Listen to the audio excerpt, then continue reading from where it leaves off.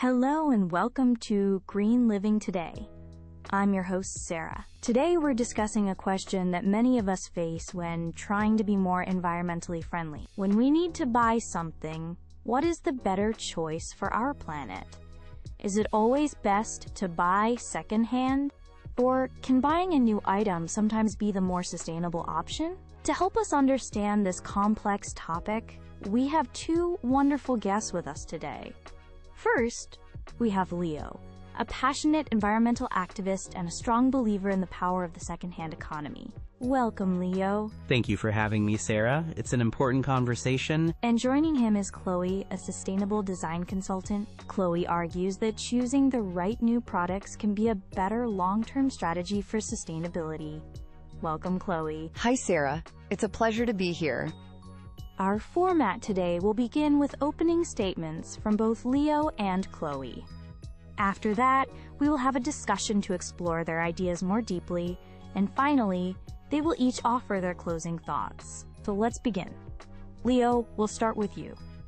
Please share your perspective on why buying secondhand is the better environmental choice. Thank you, Sarah.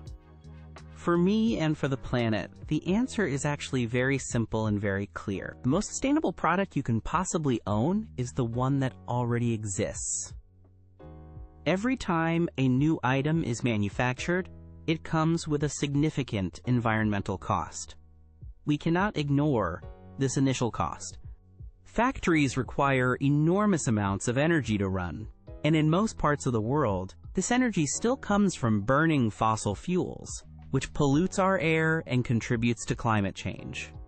Then we must consider the raw materials. Let's take something simple, like a new cotton t-shirt. Growing the cotton for just one shirt can require up to 2,700 liters of water. That is a huge amount of a precious resource. A secondhand t-shirt, on the other hand, requires zero new water and zero new resources to exist. It is already here.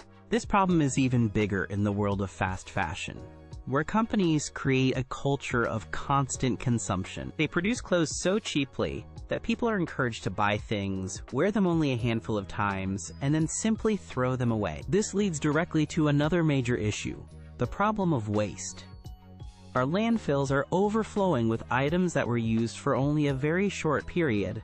This is true for clothing, but it is just as true for furniture, toys, and especially electronics. When you buy a new smartphone, what happens to the old one?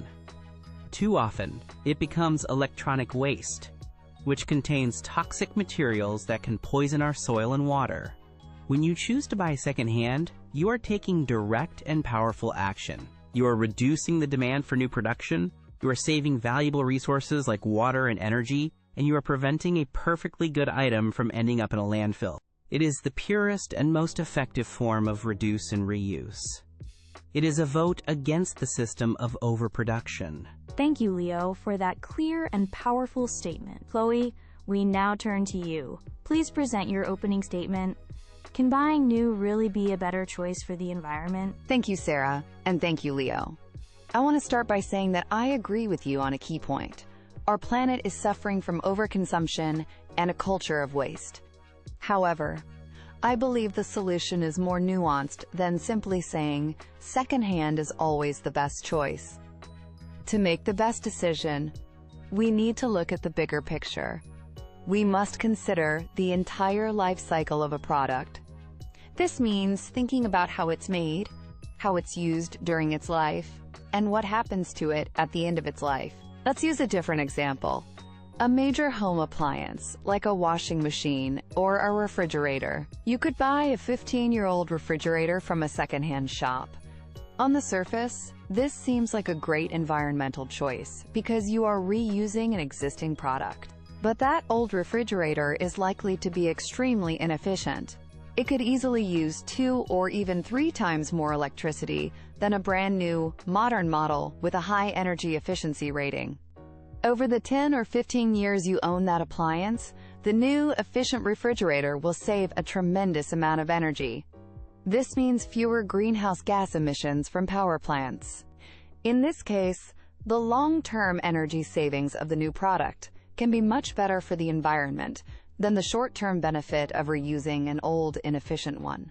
We also need to consider the materials used to make new products. Today, many innovative and responsible companies are creating new items from recycled materials. You can buy high-quality clothing made from recycled plastic bottles, or beautiful garden furniture made from recycled plastic.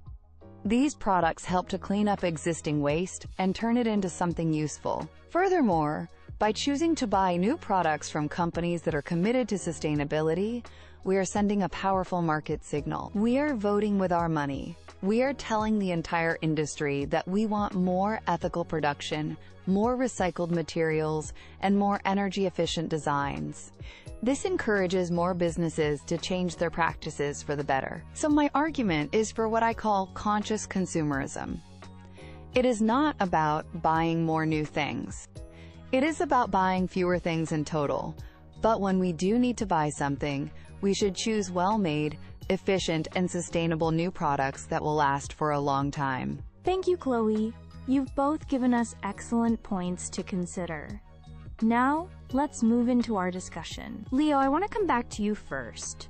Chloe makes a very strong argument about the energy efficiency of appliances. It seems logical that using less electricity every day for 15 years is a huge environmental benefit.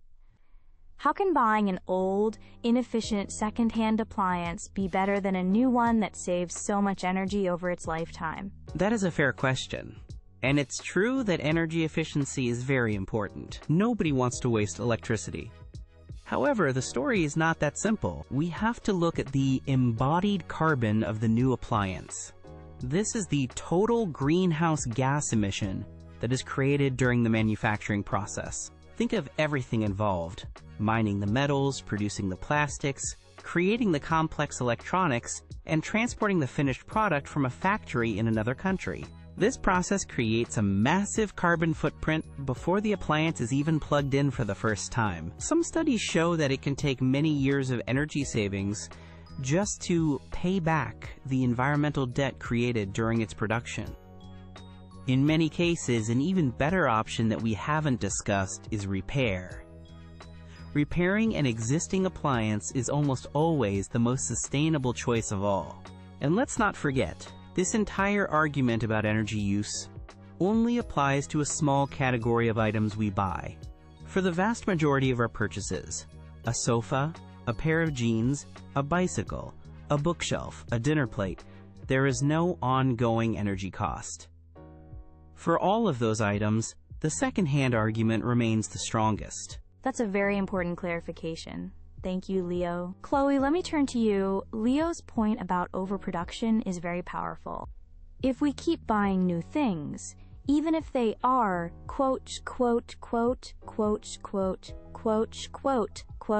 green or sustainable products, are we not still contributing to a culture that uses up the Earth's finite resources?